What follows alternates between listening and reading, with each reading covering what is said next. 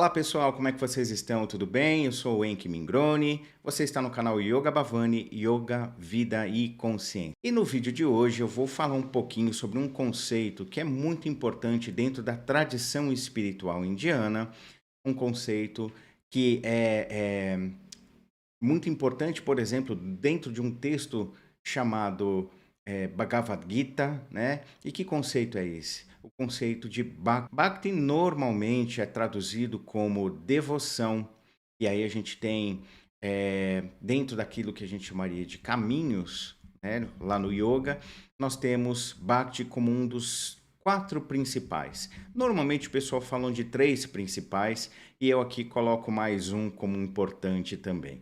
Quais são esses caminhos?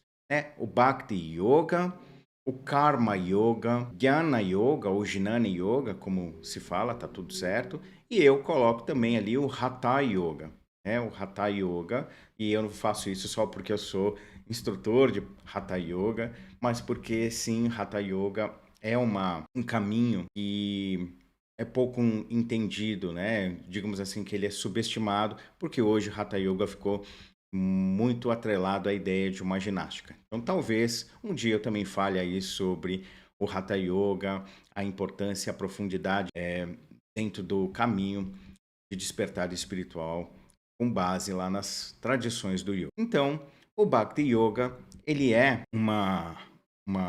um caminho, né? Quando a gente tem, por exemplo, Bhakti Yoga, Hatha Yoga, Raja Yoga, Jnana Yoga, tudo isso esse yoga aí no final é como se fosse dizer assim, ó, caminho, estudo, escola. O yoga aqui, na composição da palavra, vai estar assumindo esse sentido, né, de ser como se fosse uma vertente, um caminho. Então, Raja Yoga, digamos assim, o que eu vou falar agora aqui vai coçar a orelha de muitas pessoas, mas o Raja Yoga ele não é muito diferente daquilo que a gente chama de Hatha Yoga. Eu não tenho como explicar isso agora, por isso que eu falei, um dia eu vou fazer uma live sobre o Hatha Yoga. O Raja Yoga é tudo aquilo que está muito mais associado ao que o Patanjali, o sábio Patanjali, sistematizou como yoga lá nos seus Yoga Sutras, tá? E o Hatha Yoga, não, na sua origem, não tinha distinção entre o que era Hatha Yoga e o que era Raja Yoga. Mas não percam aí a live, que eu vou falar sobre isso. Hoje eu vou falar sobre o Bhakti Yoga. Então, primeiro de tudo, eu quero dizer o seguinte. Hoje em dia, o termo Bhakti, ele está traduzido como devoção. E não é um erro de tradução aqui dos ocidentais, não é uma deturpação que ocorreu. É algo que também já vem lá da Índia, tá? Desde a época da Idade Média, desde os ano 1000 depois de Cristo, por aí, a gente já tem essa noção de Bhakti muito associada a uma devoção, tá? No entanto, é importante que a gente... Eu sempre falo isso para vocês, e eu não falo isso porque eu sou o dono da verdade, né? Mas é porque é algo que já é meio que um consenso, né? Dentro do pessoal que estuda.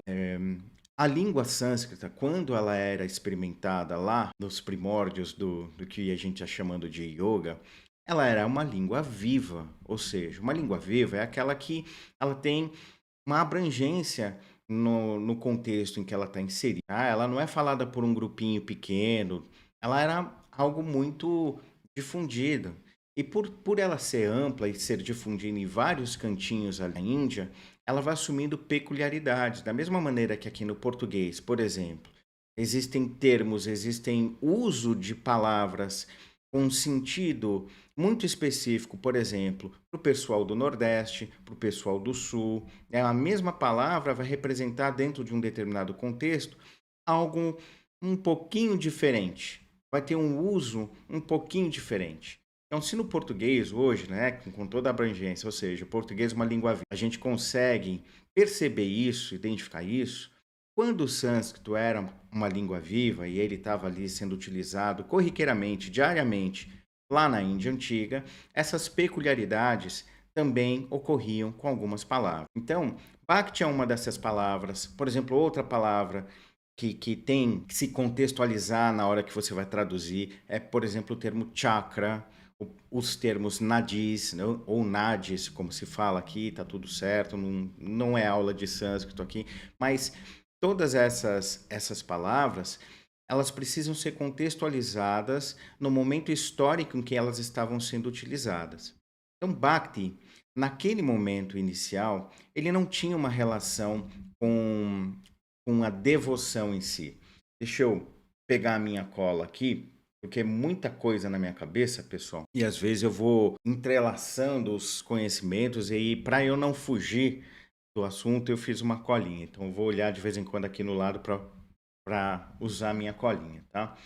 Então, Bhakti, no seu contexto original, ele estava ligado a um sentido de usufruir, de desfrutar, mas não no sentido egoísta, no sentido de um compartilhar, tá? A palavra Bhakti, ela é composta, digamos assim, na sua etimologia, de duas formas. Uma forma leva a gente a ter a tradução atual de devoção, e a outra é a forma mais original, que é a seguinte: ela era dividida em duas: bhava, né, a raiz bhav, e esse sufixo kti. Então, bhav remete a algo como uma sensação, uma sensação de existir, uma sensação de ser, uma sensação de algo essencial. Sabe quando eu e você, a gente diz para alguém: eu te amo do fundo do meu peito, né, do fundo do coração? Esse lado do fundo, essa sensação que a gente tenta expressar quando a gente diz lá do fundo, né, isso é o bhava, essa sensação profunda de ser, de algo existir. Então, transcende uma ideia, é um sentimento concreto, se é que isso existe, tudo bem? Mas é isso. Então, bhava vai remeter a isso.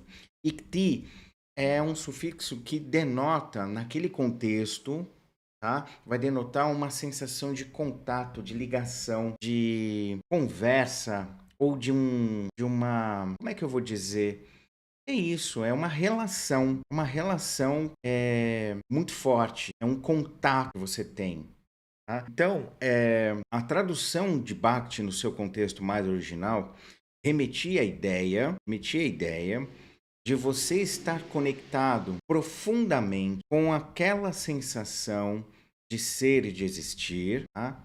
Mas que esse ser e existir, num determinado momento, não era mais a sensação do ser e existir que a gente dá a nós mesmos como sendo personalidade, corpo, bem? Então era um existir relacionado ou identificado com algo transcendente, com algo que hoje a gente vai chamar de Deus, tá? Mas no contexto original era aquela percepção concreta, profunda, de que você está conectado, que você é algo que transcende essa sensação de ser apenas o corpo e de ser apenas a sua mente barra personalidade. Então, Bhakti seria essa experiência em que você se sente conectado, se sente em relação com esse princípio transcendente. No contexto mais profundo e original, esse princípio transcendente somos nós mesmos, ou aquilo que a gente vai chamar eu real, a consciência pura,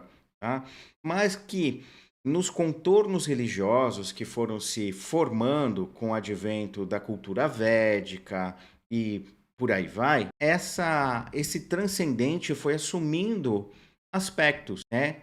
E aí a gente foi associar ele a diversas formas como a gente entendia naquele contexto, naquele momento histórico, a presença desse transcendente. Então, às vezes, esse transcendente ele podia aparecer para a gente como alguém que era protetor, como alguém que era uma fonte de nutrição, não só de alimentos, mas também de vigor, de potência e por aí vai. Cada uma dessas características a gente foi dando alguns nomezinhos, né? Então, por exemplo, o Proto-Shiva, né? A ideia inicial do Shiva tinha a ver como a presença de uma força, de uma potência que permeava as matas lá daquele contexto histórico e que era firme e potente, e aí eles passaram a chamar de Rudra, né, ou Rudra, né? E aí, isso com o tempo foi sendo lapidado, aí surge o conceito de Shiva como uma consciência, como algo que é o que não pode ser descrito, digamos assim, né? E aí foram criando os outros conceitos, como Vishnu, como Brahma ou Brahma, né? Tudo isso foi sendo criado, mas tudo isso representava, num contexto original, uma forma daqueles homens e mulheres tentarem entrar em relação com essa percepção do transcendente, percepção de algo mais profundo, que era né, por ser transcendente, era algo que não se limitava à sensação de um corpo ou dessa mente, dessa personalidade. Então, eu não tenho como aprofundar isso agora, mas toda a estruturação ou a base filosófica que a gente vai ver sendo construída ali nos Vedas, posteriormente nos textos que a gente vai chamar de Aranyakas, né, os textos que vêm das florestas, que são ali um, algo essencial para formar aquilo que nós chamamos de Vedanta, os próprios textos relacionados ao yoga,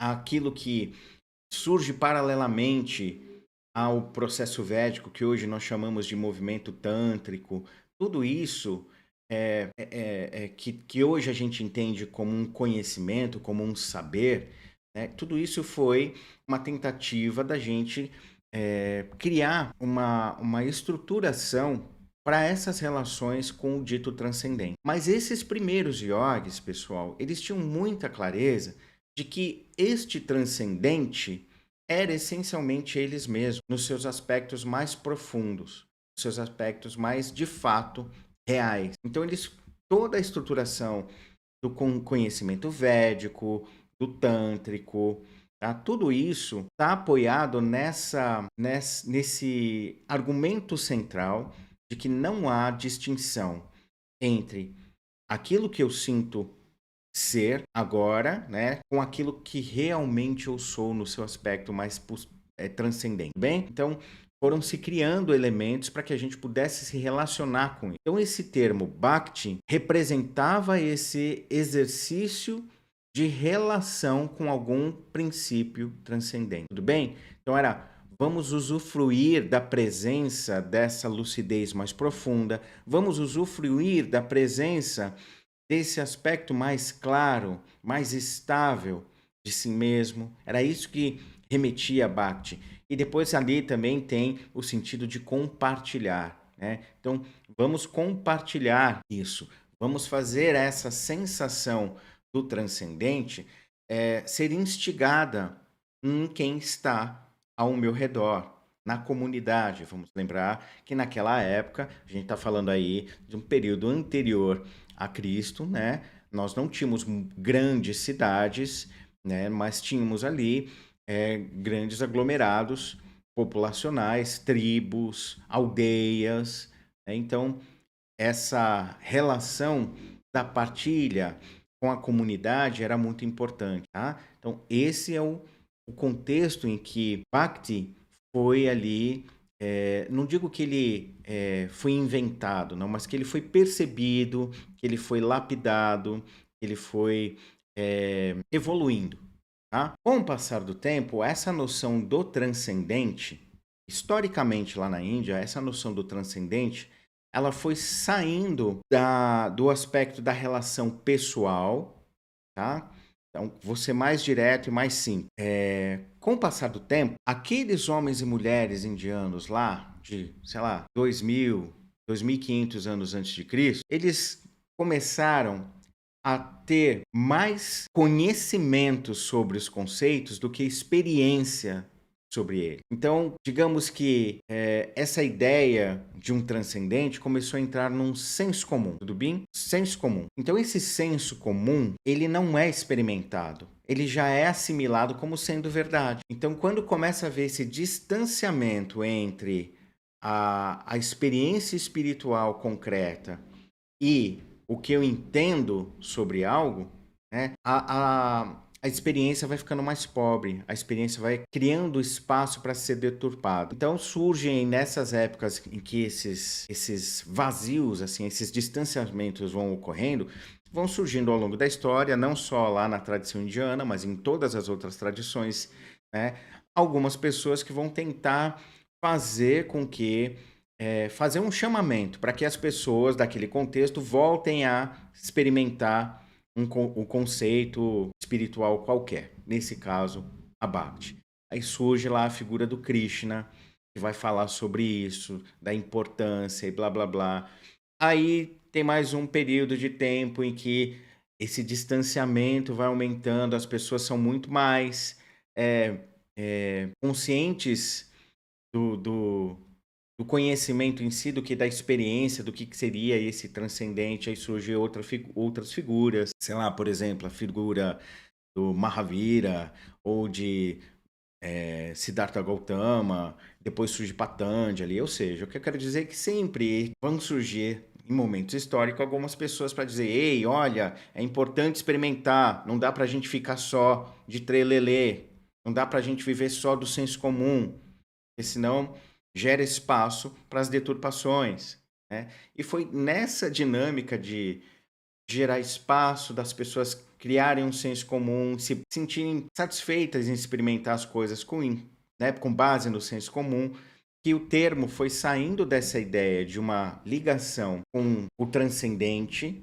profundo, que era nós mesmos, para a projeção de uma relação com um, um ente externo que não era mais a representação simbólica da nossa potência pessoal. Esse ente externo, a figura de um deus ou de uma deusa, no contexto indiano, era uma pessoa por si só. Aí é que começa a se criar a ideia de uma devoção, né? Nessa ideia de você estar atrelado a alguém. E aí eu não sei, pessoal, se vocês sabem, né, a etimologia ou o que significa a palavra devoção, né? A palavra devoção, falando de maneira simplista, direta, porque, né, é a premissa do canal, não ficar querendo ser muito teórico, não. Mas o termo devoção, ele tá ligado a gente fazer um voto profundo. É a gente se, digamos assim, se consagrar ou se dedicar, tá, a algo, nesse caso, ao divino. Então é quase que você, na origem do termo, né, o sentido original do termo devoção, é quase que como você abrir mão de si mesmo em prol de um terceiro, para favorecer alguém, nesse caso, sei lá, um santo, numa tradição mais cristã católica, principalmente, e no caso lá dos yogis, sei lá, há uma figura de destaque, há um guru, há um mestre, lá Krishna, ao Paramahansa Ramakrishna, ou a um yogi, seja no budismo, como por exemplo o Milarepa, e por aí vai. Tá? Então esse caminho, a partir da Idade Média, lá na Índia, a partir dos anos 1000 depois de Cristo, por aí, essa noção de uma relação de quase que dependência, de subserviência a um poder externo, foi se tornando bem natural.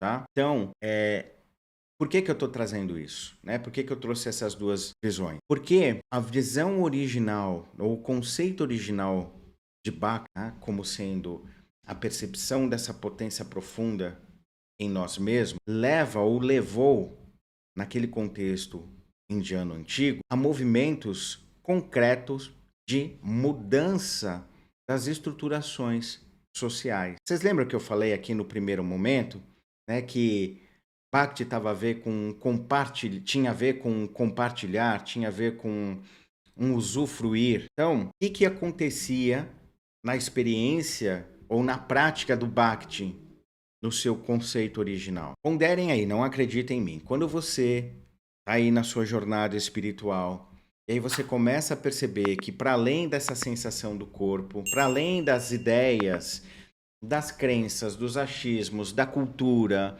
para além de toda essa bagagem informacional que nós possuímos, existe quase que como um pano de fundo uma sensação calma e tranquila de um ser, de um existir. Esse ser e esse existir não é algo que está lá longe, é algo que está muito perto, somos nós mesmos. Então, toda vez que esses antigos iogues, homens e mulheres, buscavam aprofundar essa relação, buscavam usufruir dessa companhia, dessa sensação pura e simples de um ser, de um existir, eles passavam a perceber que as estruturações disso que nós chamamos de mente e personalidade, em muito, eram fantasias. Por exemplo, os valores que eu dava ou que a gente dá a uma determinada situação não necessariamente eram adequados ao que de fato ocorreu, mas era uma leitura, era uma, digamos assim, uma projeção que nós fazemos por conta das relações emocionais que a gente vai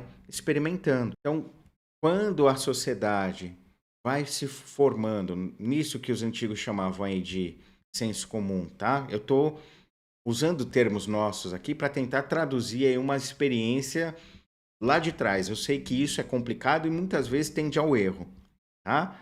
Mas é um recurso que eu tenho. Então, quando aquele núcleo da sociedade lá na Índia Antiga começava a entender que determinadas coisas tinham um determinado valor, quando esse valor se tornava algo natural, toda vez que a gente se relacionava com uma situação em que esse valor ou que essa experiência específica eclodia, aquele valor já era subentendido, né? Como, por exemplo, hoje os espiritualistas, de maneira geral, falam: o rock não tem uma energia muito boa. A energia da música é mais densa. Isso virou senso comum, tudo bem? Virou senso comum. A maioria dos espiritualistas vai, com o tempo, assimilar isso, não só por questões dogmáticas dentro do espaço espiritual que ele está estudando, mas também porque existe aí num contexto social a ideia que vem de outras fontes, né?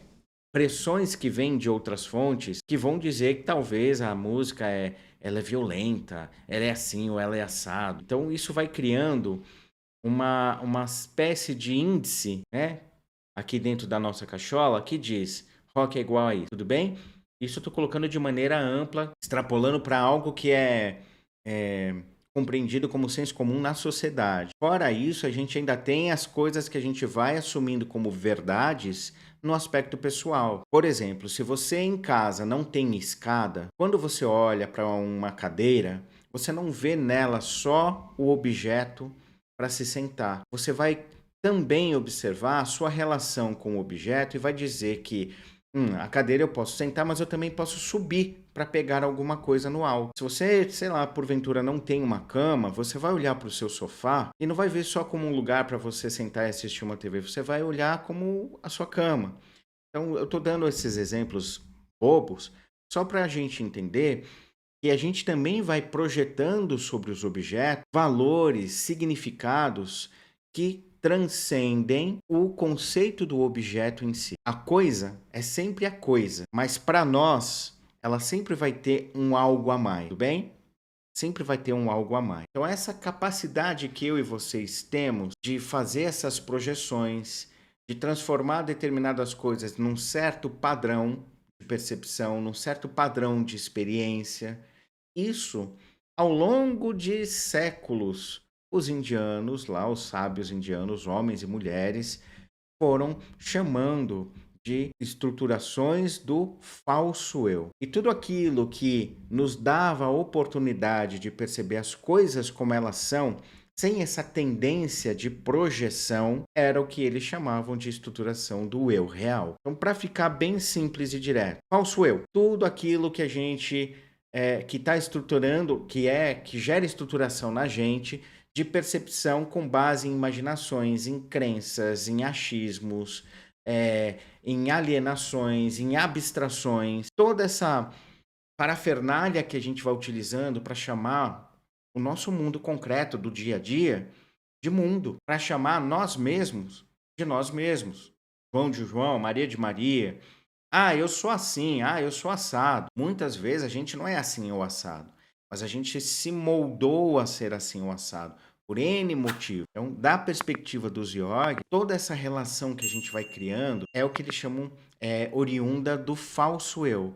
E, portanto, a realidade que a gente percebe oriunda dessa estruturação do falso eu, ela também é, entre aspas, fantasiosa. Entre aspas, não, ela é fantasiosa. Ela não corresponde ao que de fato está acontecendo. E aí eles foram percebendo ao longo desses séculos de desenvolvimento disso tudo que eu estou falando, eles foram percebendo que nesse momento do silêncio interno, nesse momento em que a gente não projeta, nesse momento em que a gente não interpreta, surge uma percepção mais concreta da realidade. E da realidade não só externa, mas da realidade interna. Então, a esse momento, a essa experiência, eles chamaram de eu real. Tá fazendo sentido para vocês? Digam aí. Então, aonde entra a tal Bhakti nesse processo? Ora, se Bhakti, num conceito original, era esse exercício de tentar se enamorar, de criar uma relação concreta com esse eu real, o que acontece quando eu e vocês, né? Eu disse agora, quando eu e vocês, o que acontece quando a gente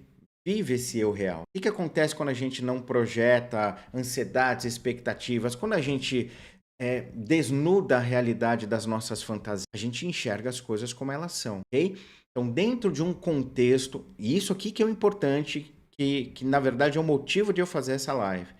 Dentro de um contexto social, o que acontece quando uma pessoa ou um grupo de pessoas, sei lá, o que acontece quando alguém percebe a realidade que o grupo não está percebendo, ou percebe nuances da realidade que o grupo não está percebendo? Essa pessoa, entre aspas, bem entre aspas aqui, tá?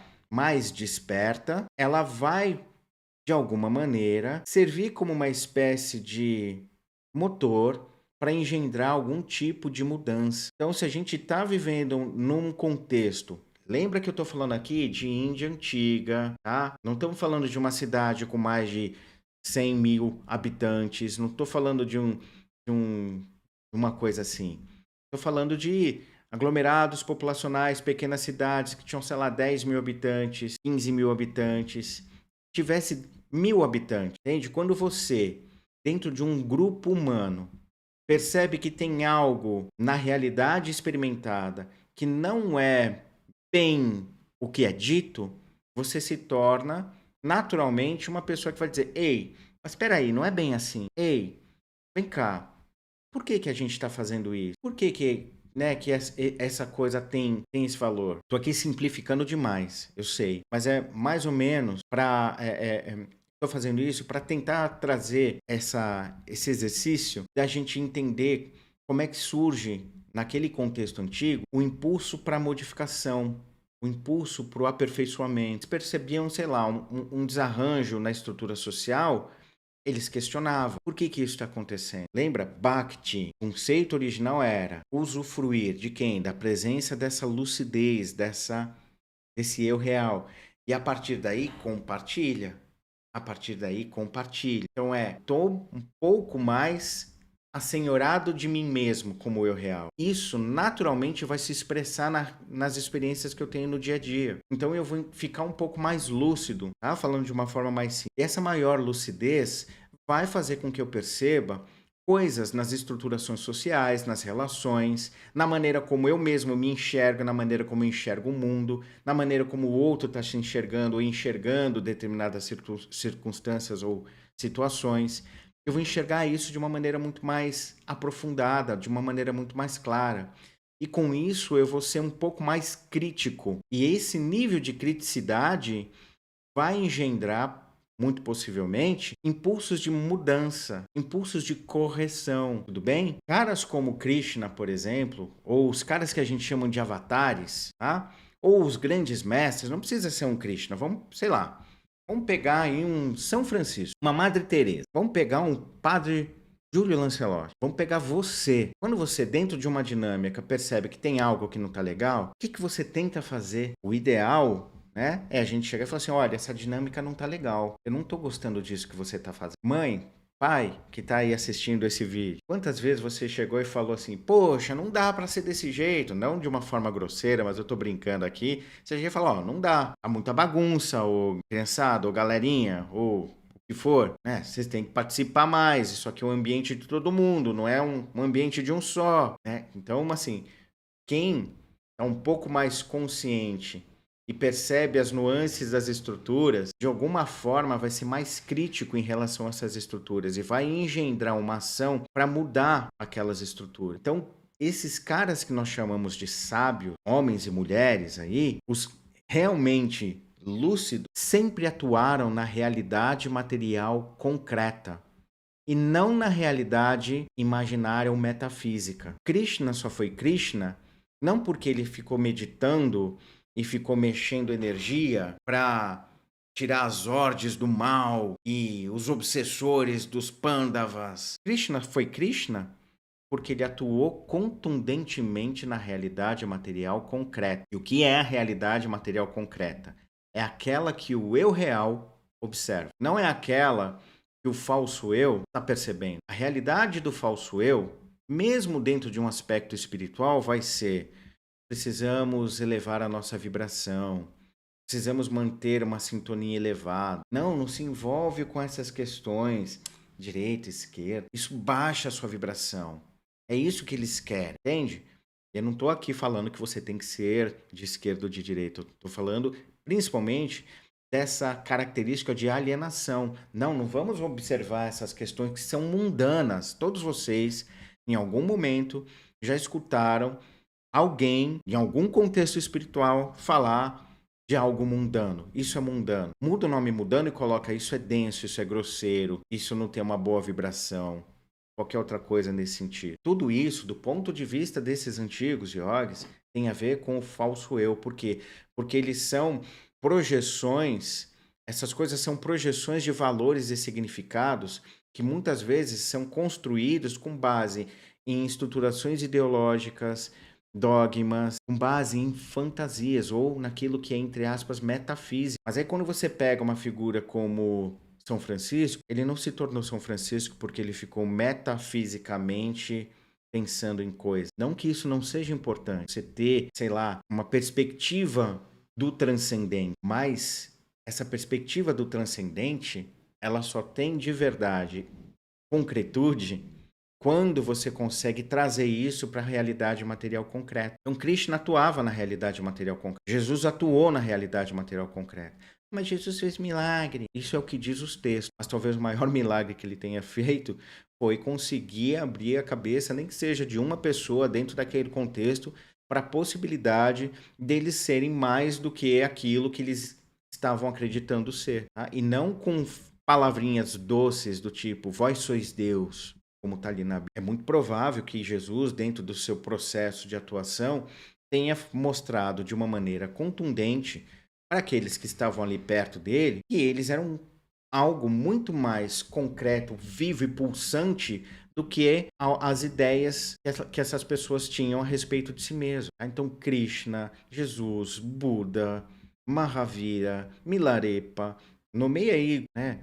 Ananda Moimar, para não esquecer as figuras femininas, Mirabai, Sarada Devi, a própria Madre Teresa, todas essas figuras atuaram de maneira contundente na realidade material concreta. Elas criavam essa relação profunda com o dito eu real, Bhakti, Bhava, o ser, aquilo que é a sensação mais profunda de existir. Tá? Criava uma ligação, uma experiência direta com isso e fazia com que essa experiência permeasse o seu próprio viver. E isso fazia com que essa névoa de ilusão que faz a gente perceber a realidade de uma determinada forma se esvaísse. Então, eles percebendo a realidade como a realidade eles atuavam. Só para deixar claro. Quando eu falo eles perceberem a realidade como ela realmente é, não estou dizendo que eles olhavam e viam as paredes como propagações de luz, né, as árvores como sendo luminosos, permeados ali com uma imagem do cosmo no fundo. Não, a realidade como ela é de ver assim: o seu Joaquim ou Dona Maria, é o seguinte, vocês não estão sacando que as atitudes que determinada pessoa, dentro do contexto que vocês estão inseridos, está levando todo o seu grupo familiar a esse tipo de experimentação, por que vocês estão permitindo isso? Não, mas é porque se a gente não, né? Vou dar um exemplo bem concreto aqui do que é perceber a realidade material concreta. Estava lá o seu Siddhartha Gautama no seu palácio, caminhando solenemente com as suas roupas de grife da época, né? Os seus tecidos super caros. Depois de uma refeição saborosa, ele caminhando vê ali o pai dele separando trocentas comidas, tecido, dinheiro, né, moeda, joia, tudo isso para mandar para os sacerdotes do reino. Ele olhou aquilo e como o Siddhartha já tinha uma relação com o seu eu real, instigada por um dos professores de meditação dele, tá? Ele já tinha sido picado pelo eu real.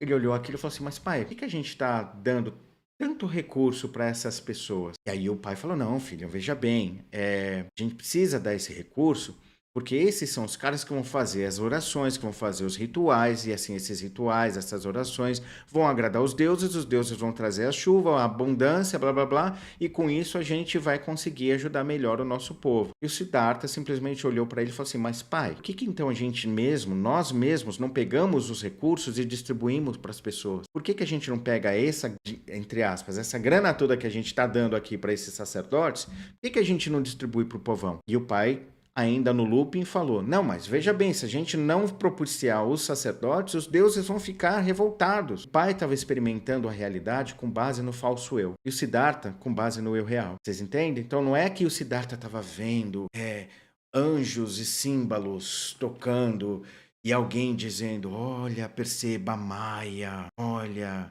eles estão vivendo. Não. Ele olhou a coisa como ela é. Não tem sentido desviar recurso para fazer ritual, para enriquecer 4 sacerdotes, 5 sacerdotes, com a premissa de que os deuses vão ficar satisfeitos. Vocês entendem? Esse é o questionamento Essa é a percepção do Siddhartha. E quando ele faz esse questionamento, que é um acesso, que é proveniente do acesso do seu eu real, e que imediatamente ele fez? Compartilhou. Peraí, pai, isso não faz sentido, pai, isso não tem lógica. Então foram as percepções dessas pequenas coisinhas, foi a percepção dessa realidade material concreta que fez com que o Siddhartha fosse sendo cada vez mais instigado a romper com a percepção do falso eu. Isso culmina com ele abandonando a esposa, com o seu filhinho recém-nascido, né? Eu, particularmente, eu não concordo com isso, mas eu não sou o Siddhartha, eu não estava ali para entender as relações, as dinâmicas que estavam passando na cabeça dele e que ele estava sofrendo de pressão para decidir abandonar a esposa, o filhinho recém-nascido, para seguir a jornada dele, ok? Não cabe a mim, pelo menos, julgar isso. Mas o fato é que todas essas percepções que foram sendo estabelecidas da realidade concreta é que estimularam ele a fazer esse movimento de ruptura, né? E dizer a si mesmo, eu não aguento mais essa falsidade, essas aparências, eu quero enxergar a realidade. E assim ele foi desconstruindo os seus anseios, as suas expectativas e foi enxergando as coisas como elas são. Ou seja, foi mergulhando no eu real, tá? Então, Siddhartha, ele não ficou no campo metafísico, não ficou nas conjecturas dos livros sagrados, nas interpretações. Ele foi à vida, foi viver, tá? E foi construindo a sua própria sabedoria, ok? Então, se a gente puder trazer isso para o contexto de hoje, ou para o nosso contexto pessoal, ponderem os momentos em que você teve estímulos para engendrar mudança concreta ou que, sei lá, proporcionaram mudanças concretas na sua experiência de vida, foram coisas oriundas das suas imaginações ou foram coisas que emergiram da percepção da realidade material concreta, das coisas como elas são? Eu não estou falando de, sei lá, coisas materiais no sentido de, comprei um carro. Não, não é isso. Estou falando assim, de você ter sacadas. Tudo aquilo, não tudo, mas a maioria daquilo que a gente chama de insight ou de coisas que modificaram a nossa maneira de perceber a si mesmo, de perceber a realidade, foram coisas que emergiram de um desvelar, foram coisas que emergiram de uma percepção mais profunda de nós dentro de um período histórico no contexto em que a gente estava inserido. Hoje, eu e vocês, quando as coisas aparentemente, emocionalmente estão um pouco mais estáveis, a gente está conseguindo gerenciar as nossas emoções de uma certa forma, a gente se satisfaz com o falso eu. Mas quando essas relações emocionais e essas fantasias, digamos assim, que a gente vem chamando de realidade, começam a não dar mais ou começam a não servir mais como mata-borrão das nossas dinâmicas emocionais, a gente começa a questionar. Ei, essas estruturas não estão sendo mais suficiente para lidar com os meus incômodos. E aí a gente começa o quê? A buscar soluções para os incômodos. Eu e vocês, muitas vezes, buscamos soluções para os incômodos em mais fantasia. E aqui, quando eu falo fantasia, não estou falando que a gente é biruleibe, né? Mas o que eu quero dizer é que a gente fica projetando expectativa, sei lá, num outro. Não, mas a pessoa vai mudar. Não, mas ela só estava de cabeça cheia. Ou então a gente começa a ressignificar. Não, veja bem, eu só fiz isso porque aconteceu aquilo. Não, mas não é que eu errei. É que, na verdade, foi tudo calculado. Você entende? Eu tô brincando aqui, mas só para mostrar o quanto a gente tem essa capacidade de pegar as nossas percepções que não são de verdade concretas, são uma amálgama de um monte de impressões, e a gente manipula tudo isso para construir uma sensação de estabilidade. E o que esses antigos yogis propõem, o que a prática da Bhakti Yoga propõe, é, de uma maneira calma ou respeitosa a si mesmo, como os yogis iriam dizer, né, de ahimsa, é fazer com que a gente perceba, né, a realidade como ela é e, ao perceber a realidade de fato, começar a trabalhar para olhar para as projeções, para olhar para as fantasias e dissolvê-lo, e dissolver. Então é isso que Bhakti vai representar. E quando a gente eu quero frisar isso, tá bom, pessoal? Eu quero deixar isso muito escancarado, assim, letras garrafais. Toda vez que eu e vocês percebemos a nós mesmos como essência espiritual ou como o eu real, o nome que vocês quiserem dar, a nossa percepção da realidade se transforma. Não sei quantos graus à direita ou à esquerda, ou acima ou abaixo, mas se transforma. E esse transformar nunca é num aspecto, e isso que eu quero deixar muito claro também, nunca é num aspecto egoísta. A transformação é sempre num viés colaborativo ou comunitário. Por isso, o termo, no seu sentido original, ter a ver com compartilhar. Então, nunca é sobre nós como indivíduo, mas sobre nós como coletividade. Eu sempre falo isso nas aulas, nos cursos, já falei muito em live. Se eu e você, se nós temos uma experiência espiritual que é profunda, se ela é realmente profunda, ela nos espalha no mundo, ela não nos retrai do mundo, ela não faz com que a gente comece a achar que nós estamos num papel importante, sei lá, de guerreiros da luz, ou que o mundo é isso, o mundo é aquilo. Uma experiência espiritual, quando é profunda, ela faz com que a gente perceba a realidade com mais abrangência. E é natural a gente construir um senso mais crítico perante as estruturas que a gente está experimentando na realidade. Tá entendendo onde eu quero chegar? Vocês estão aí? Deixem os comentários aí se eu estou me fazendo entender, por favor. Tá? Não existe, assim, para tentar deixar bem explícito o que eu estou querendo dizer, vou pegar uma das frases ditas pelo Swami Vivekananda, que foi o primeiro yogi em tempos modernos a trazer as coisas da Índia para o Ocidente, muito tempo antes do Yogananda. Vivekananda chegou em 1893, Yogananda em 1920. O Vivekananda, que é tido como, sei lá, quase um avatar lá na Índia. É uma figura extremamente respeitada na Índia. Foi uma das pessoas que inspiraram o movimento de libertação da Índia proposto ali pelo Gandhi, também pelo Aurobindo. Tá? O Vivekananda dizia, não tem como eu ficar meditando de olhos fechados, cantando Om, Om, Om, se eu sei que tem uma criança do meu lado morrendo de fome, entende? É esse o sentido que eu quero trazer. Toda experiência espiritual, quando ela é real e profunda, ela não nos afasta do mundo, mas ela nos mergulha nele. Então essa história, e aqui é uma indignação mais pessoal, essa história de espiritualista está o tempo inteiro falando de transição planetária, de separação do joio e do trigo, de que aí a federação vai vir e que não sei o que lá, não, porque também vai vir os Anunnakis, não, porque, sabe, todas essas viajadas, se vocês observarem o discurso, me desculpa se você tem apreço por algum desses discursos, não tô querendo ser sacana aqui não, mas assim, ponderem, observem a estruturação desse discurso, porque ele tem sempre uma tendência de ser exclusivista, de ser um discurso que desconecta a experiência humana da própria humanidade. Nós vamos ser qualquer coisa mais longe desse planeta, numa quinta dimensão. E aí, desculpa o termo, foda-se quem ficou. Ah, é problema deles, eles que não têm vibração. Vocês entendem? Quando, na verdade, os processos que constituem isso que nós chamamos de vida em sociedade, as dinâmicas são muito complexas, pessoal. Então, aquilo que hoje a gente entende como senso comum de diversas coisas que permeia a nossa sociedade, não se muda da noite para o dia. Existe ou é necessário um movimento de atuação, um movimento de agitação. Por isso que muitas vezes eu falo para vocês aqui, sabe?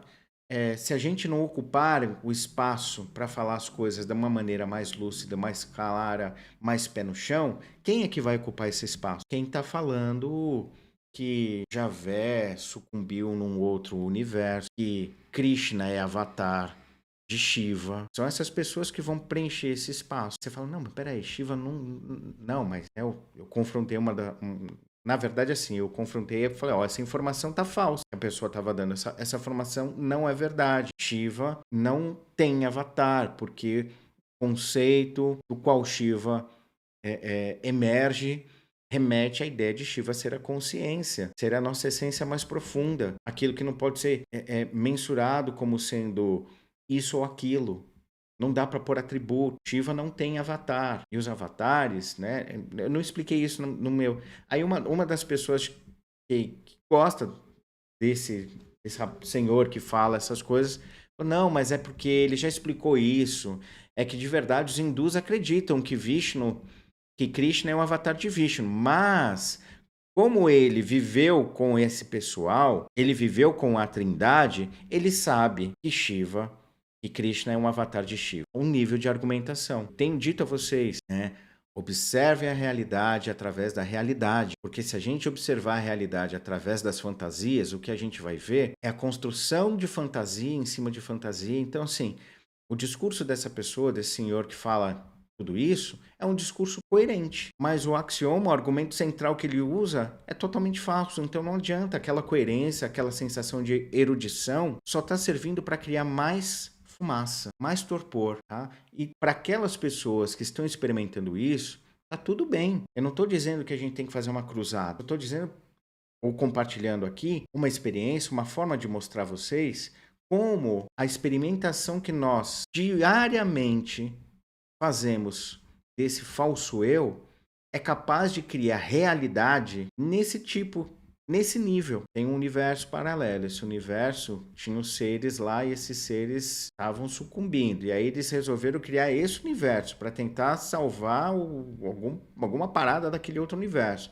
Aí o cara que criou veio para cá, mas ele se corrompeu. E aí não sei o quê. Vocês entendem?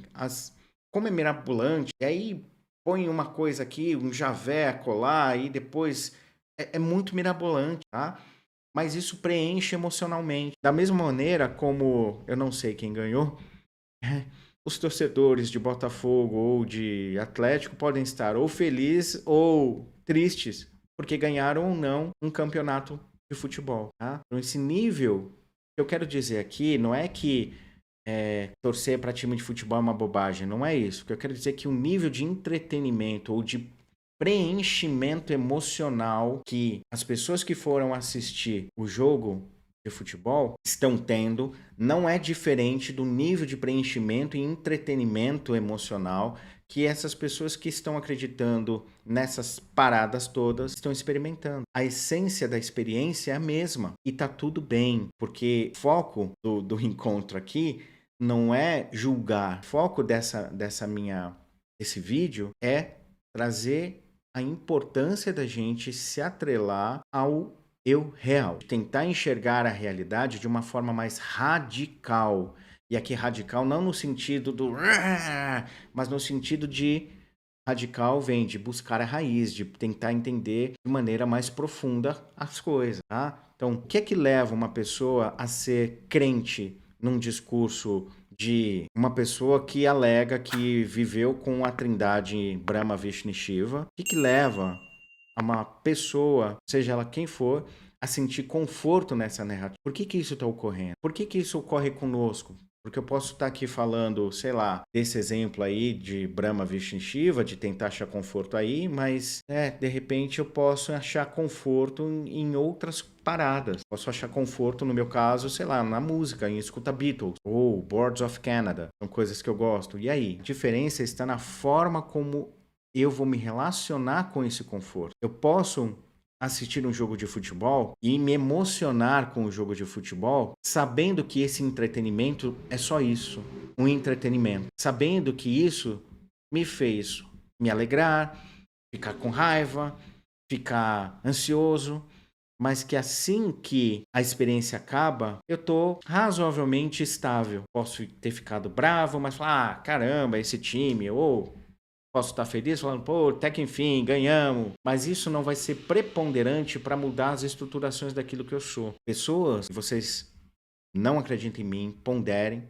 Pessoas ao longo de muito tempo passaram ou passam em relação à espiritualidade por um processo de relação com esse dito fator de preenchimento aí, emocional, que levam a não a uma radicalidade, mas a um extremismo. Então, da mesma maneira que tem torcedores que vão fazer emboscada para matar os torcedores do outro time, tem espiritualista que está agindo de maneira semelhante, falando, né, que você não pode falar mal de tal pessoa. Como assim? Você está sendo muito arrogante. Você não tem nem o trabalho que essa pessoa tem. Mas peraí, a pessoa está falando bobagem. Não, quando você tiver o trabalho que essa pessoa faz, ou que essa pessoa tem, aí você pode falar alguma coisa. Vocês entendem o exemplo que eu estou dando? Né? Espiritualistas também vão agir de uma maneira extremada. E o convite que eu estou fazendo aqui é: vamos ser radicais, não no sentido da bagunça, mas no sentido mais profundo do termo, que é tentar ver as coisas pela raiz, tentar enxergar as coisas com um pouco mais de fundamentação, deixar de se levar tanto por esse pulso mais de preenchimento emocional e de entretenimento, porque senão nós vamos ser reféns dos nossos afetos. Os afetos que a gente tem vão nos aprisionar, vão fazer com que a gente se torne cada vez mais manipulável. Tá? Então, de novo, já vou dar uma olhada aqui no chat, tá, pessoal? E vou ver as mensagens. Mas, de novo, minha proposta não é para a gente não ser afetado, ou seja, não é para a gente não ter afeto. A proposta é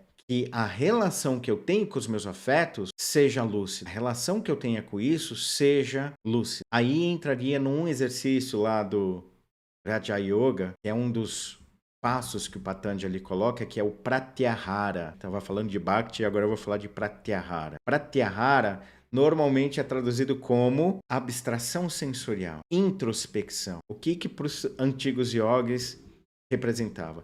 Pratya é como se fosse um diminutivo de um termo, pratyaya.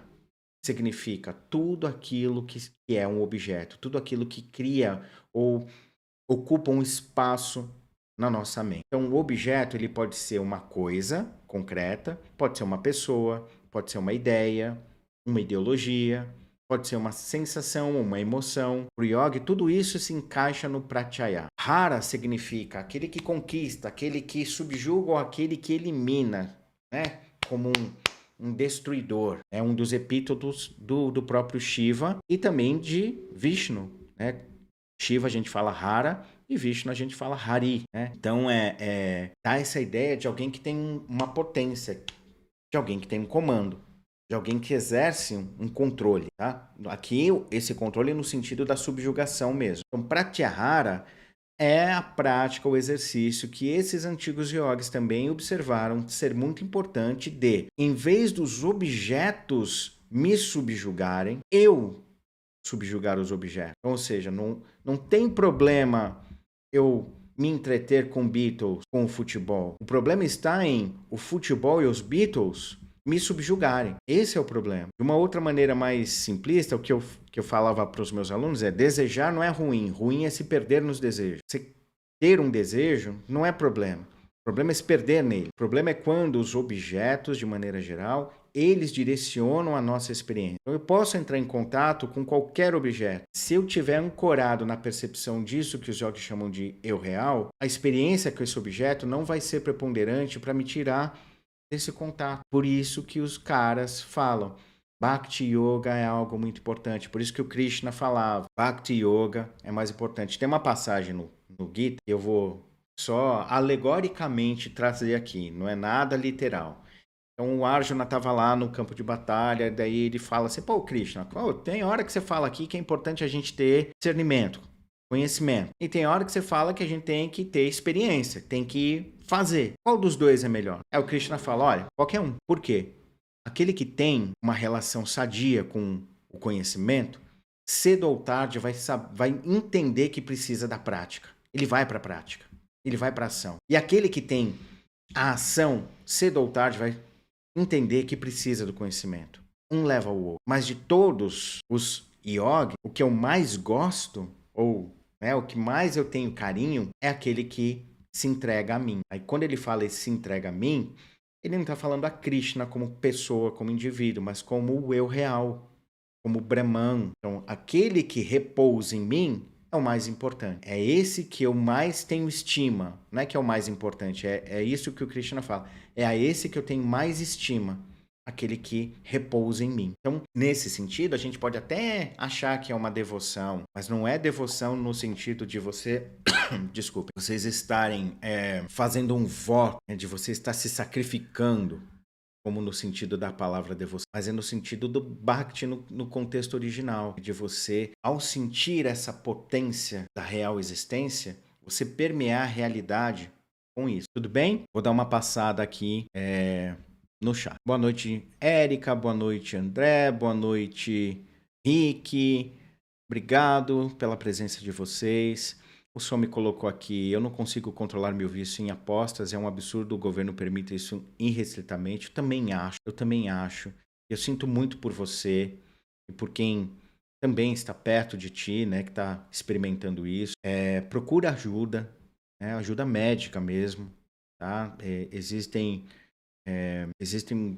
algumas redes de apoio que podem te ajudar nesse sentido, com tratamentos psiquiátricos, tomando remédio, fazendo terapia. Tem todas as abordagens médicas científicas. Se você quiser usar contraparte espiritual, usa isso como um complemento, tá? Como um complemento para você construir uma percepção que vai te ajudar a estruturar um pouco a sua experiência. Mas é imprescindível a atuação médica nesse caso, tá? E eu não falo só com relação ao vício em apostas, não. Tá? Tem pessoas que são viciadas em fofoca, por exemplo, para todo tipo de vício, tá? Porque senão vai cair no lance de, porque o vício, você vai ter um grupo de espíritos assediadores, é muito difícil de você abandonar um vício, porque você, na verdade, tá ali servindo de bala de canhão, né, para, sei lá, 50 espíritos. Então, uma pessoa que é viciada é muito difícil. Balela. Não caiam nela, não caiam nela, bem?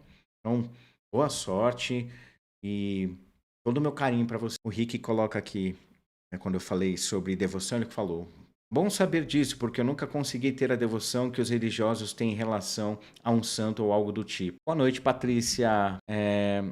Pois é, você estava se perguntando o que era de fato esse eu superior. Bom, é análogo a isso que eu chamei aqui, né, que os jogos chamam de eu real. Espero que tenha ficado claro aí alguma coisinha. Aí ela colocou assim: concordo em que Jesus era muito pé no chão, ele via toda aquela dominação romana, judeus ricos, e fez aqui com que algumas pessoas, não todos ali, né, mas algumas acordassem. Obrigado, Fê, dizendo que está dando para entender. Podemos dizer, então, que a evolução espiritual é um processo de maturidade emocional? De certa forma, sim. Tá, Rick? Que fez a pergunta. De certa forma, sim. Mas, cuidado com o termo evolução. Eu estou sugerindo isso, não estou dando uma ordem, estou dando uma sugestão.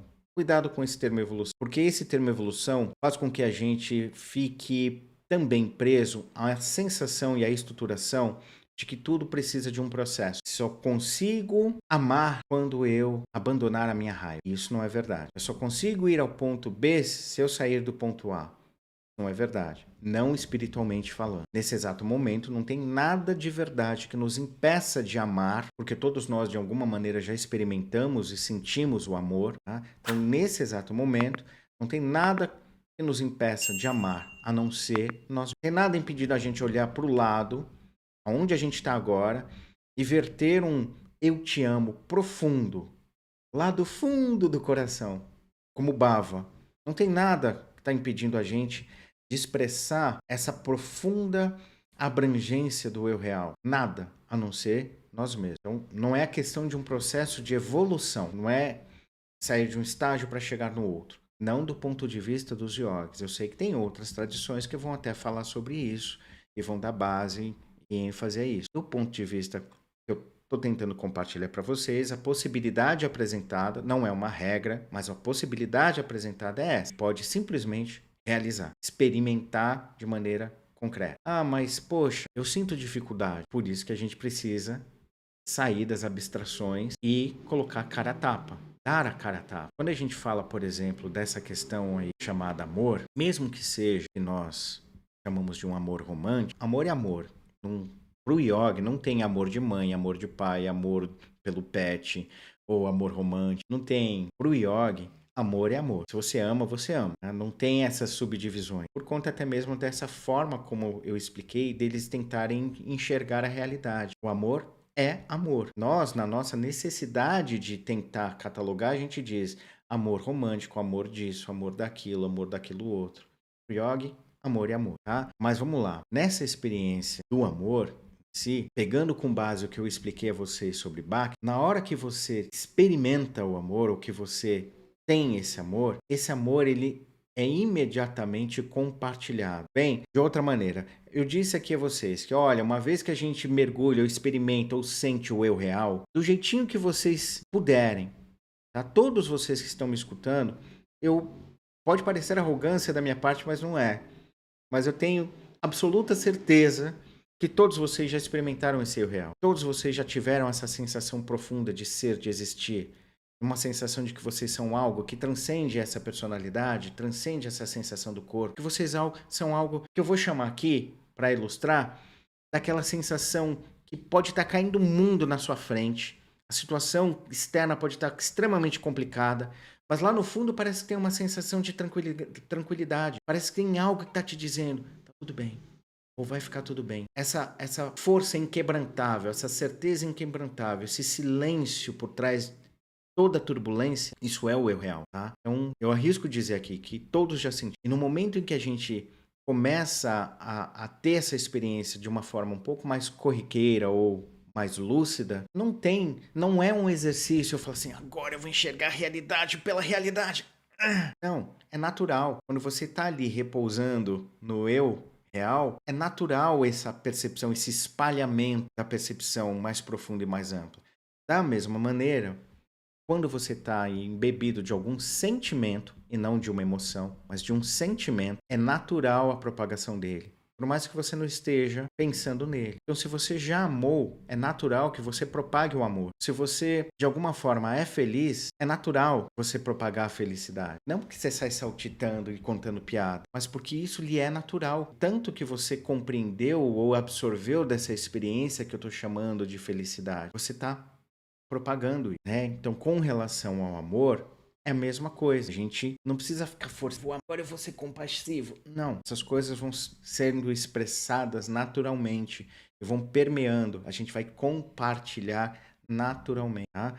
Então, para quem ama, o amor do outro ao nosso respeito não faz a menor diferença. Se você está num relacionamento dito romântico, aí o amor que você sente não deveria estar atrelado à reciprocidade. Isso é qualquer outra coisa, menos amor. Se o outro te ama ou não, problema dele, não é contigo. A única coisa que é sua é o seu amor. O que o outro vai fazer com o seu amor também é problema do bem. Qualquer outra forma de expressar amor seria qualquer outra coisa.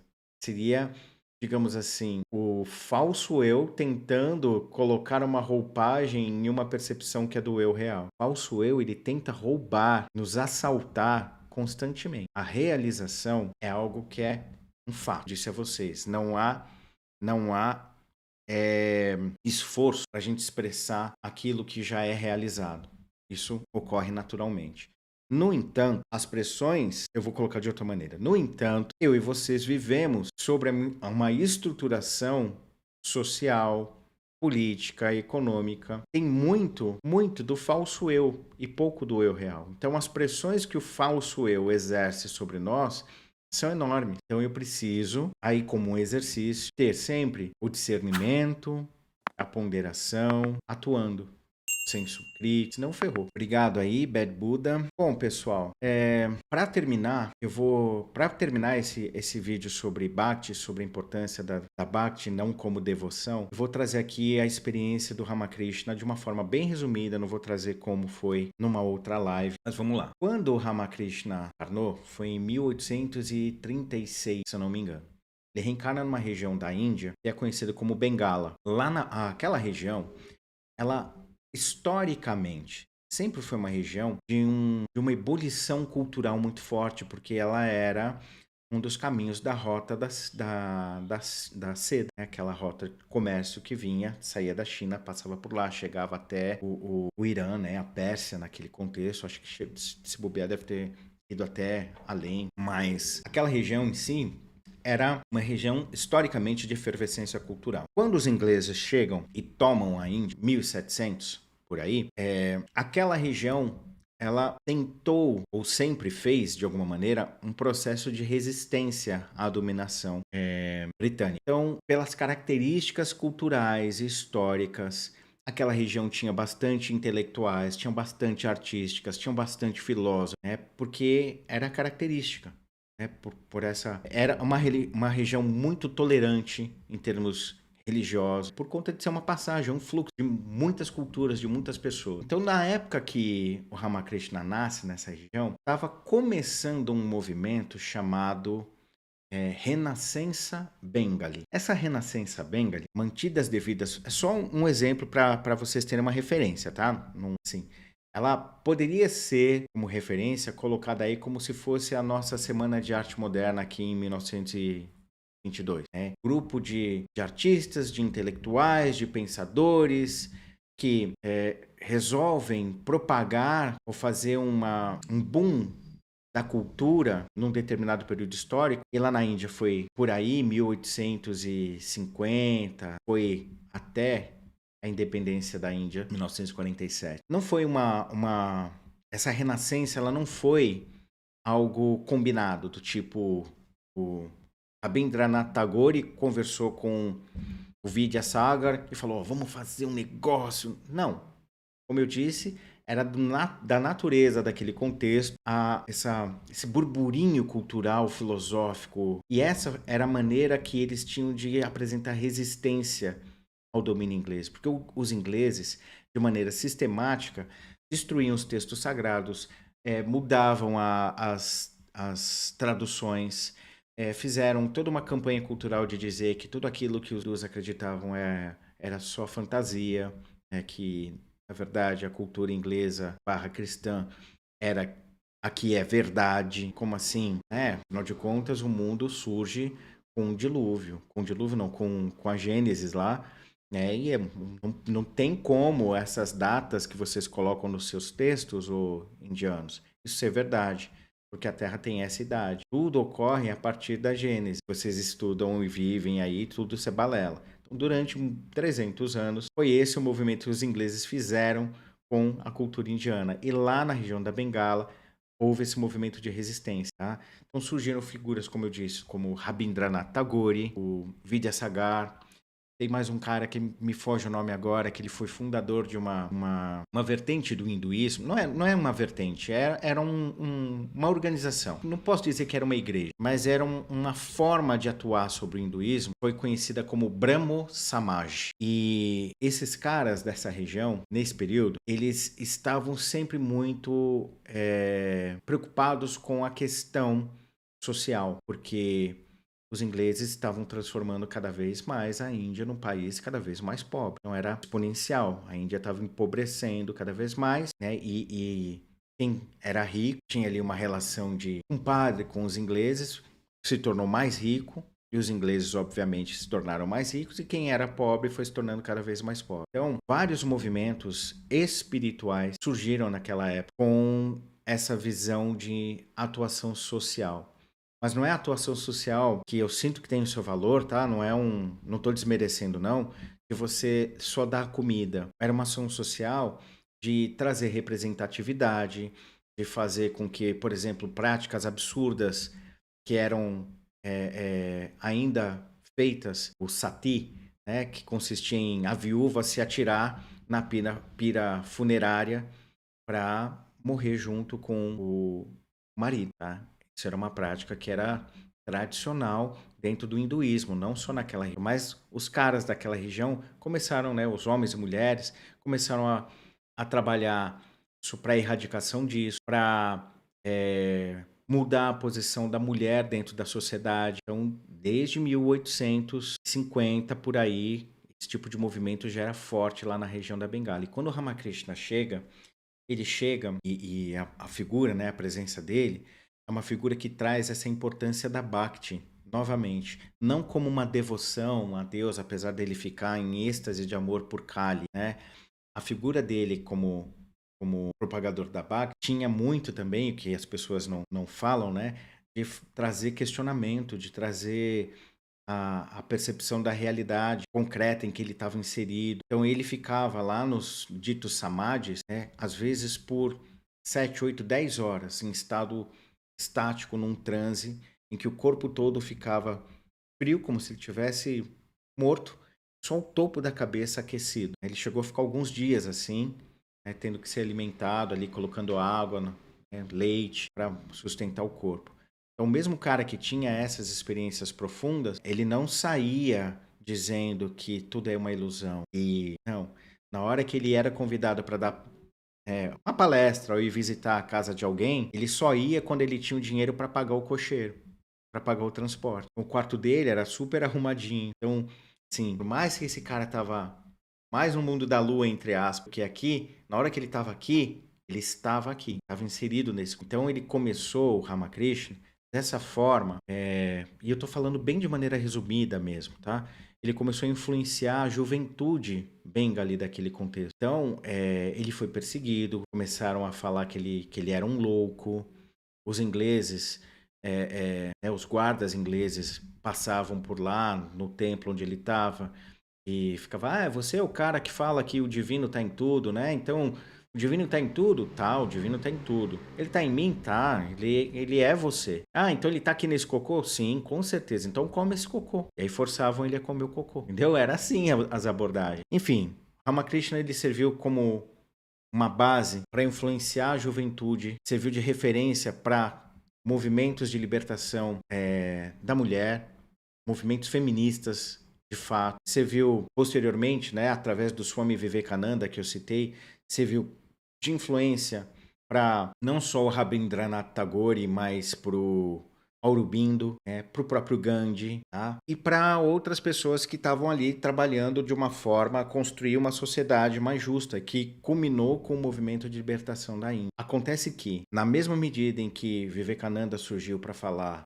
a Índia dos indianos, mas não num processo violento em si, né, mas para dizer, olha, a gente precisa tomar posse da nossa tradição, a gente precisa experimentar, vamos vivenciar aquilo que é milenar, né? Da mesma maneira que ele falou dessa maneira, surge um movimento paralelo, nacionalista, que vai aí pegando e vai... e é aqui que eu quero fazer a conexão com o tema da live. Que vai pegar tudo aquilo que o Ramakrishna propagou, que o Vivekananda, principalmente o Vivekananda, propagou de uma maneira mais contundente, porque ele saiu. O Vivekananda foi para Londres, foi para os Estados Unidos, e depois do Vivekananda, outros discípulos do Ramakrishna, como Trigunatitananda, Abhedananda, Ramakrishnananda, esses caras foram todos para os Estados Unidos fazer palestra em cima de palestra, foram para a Europa fazer palestra. Swami Abhedananda, por exemplo, ele ia em casas espíritas, as primeiras casas espíritas lá em França, na França não, em Londres, e estudava o fenômeno mediúnico, né, os trabalhos do Swami Bedananda, né, o trabalho completo, você vai ver lá ele descrevendo o que ele entendia da escrita mecânica que ele falava, né, escrita automática. Ele viu materialização de espírito, aí ele fala sobre o processo todo. Então é interessante vocês estudarem um Swami Abhedananda, se vocês quiserem. Mas todos esses caras, então, eles saíram para falar, ó, Índia, entre aspas, né, a cultura indiana é, é rica, isso aqui é yoga, isso aqui é Vedanta, vamos, né, a gente pensa assim, a gente pensa assado. Então todos esses caras saíram para falar a respeito de e com base em quê? Em experiência direta. Ramakrishna era uma pessoa que chegava muitas vezes para alguns discípulos e falava: esquece isso daí, esquece, não, Kant, Nietzsche, esquece, vem cá, vamos meditar. Colocava aquelas pessoas em contato com o eu real e por muitas vezes o Ramakrishna dizia assim: não é hora de vocês abrirem aí uma farmácia, não é hora de vocês construir um hospital. Primeiro vocês precisam realizar. Primeiro vocês precisam se assenhorar de si mesmo. Depois vocês podem fazer o que você quiser. Então, Ramakrishna foi conduzindo o seu grupo de discípulos para que eles tivessem essa contundência da experiência direta, né, do eu real. E aí, quando esses caras saíram para falar, eles estavam falando com base no eu real. Mas, falando com base no eu real, para um conjunto de pessoas que experimentavam o quê? O falso eu. As mensagens foram sendo adaptadas, foram fazendo um cherry pick, né? Foram pegando trechos à conveniência, e aí surgem os movimentos nacionalistas indianos que culminam com o assassinato do Gandhi, tá? Então, não foi um muçulmano que matou o Gandhi, não, foi um hindu nacionalista. Estava pé da vida porque o Gandhi não foi forte o suficiente para não deixar o Paquistão surgir. O Paquistão era uma das partes da Índia onde tinha a maioria da população muçulmana. Então aí houve ali a ruptura. E aí hoje a gente tem um movimento nacionalista hindu muito forte que usa de princípios espiritualistas ou religiosos, para ser mais correto, para chancelar um monte de perseguição, um monte de babaquice em relação a minorias, aos muçulmanos, tá? E discursos de ódio, fake news, tudo aquilo que a gente experimentou, ainda experimenta, agora talvez com menos intensidade, mas ainda experimenta. Na Índia isso ainda é o mais comum, tá? Então eu estou trazendo isso só mais uma vez como um exercício de ponderação sobre a importância de Bhakti, a importância da experiência direta, no sentido de se enamorar com aquilo que é a sua essência mais profunda. E quando eu não gosto de falar dessa coisa de essência, de verdade, porque dá brecha para deturpação, sabe? Eu gosto de falar assim, ó, de observar a realidade pela realidade, tentar tirar esse véu fantástico, as abstrações, tentar construir uma experiência mais radical, de novo, né, no sentido de tentar observar os fundamentos da coisa, enxergar as coisas como elas. Se eu e você, se a gente se exercitar nisso, a gente vai ter muito provavelmente sucesso na nossa experiência mais concreta do dia a dia. Sucesso, aqui não estou falando que a gente vai ganhar dinheiro, né, mas que a nossa experiência será mais harmônica. Talvez dessa harmonia a gente consiga, sei lá, produzir de uma maneira mais eficiente, não sei, mas não é essa a proposta. Tudo bem? Então, mais uma vez, eu queria agradecer muito, muito a vocês. Eu esqueci, ao longo do vídeo, eu esqueci de pedir a vocês, tá? Para vocês darem o like. Deem like, por favor. Não esqueçam de deixar o seu like. Se você não é inscrito, se inscreva. Tá? É muito importante que você se inscreva, porque muita gente assiste aqui o canal e não é inscrito. Aí, se você sentir que deve, contribua aí com a sua se tornando membro, ou então fazendo aí uma doação Pix. Na descrição desse vídeo tem a chave Pix para você fazer a doação, se você quiser, só se você quiser, beleza? Então, muito, muito, muito obrigado a todos que ficaram comigo até agora, e a gente se vê num próximo vídeo.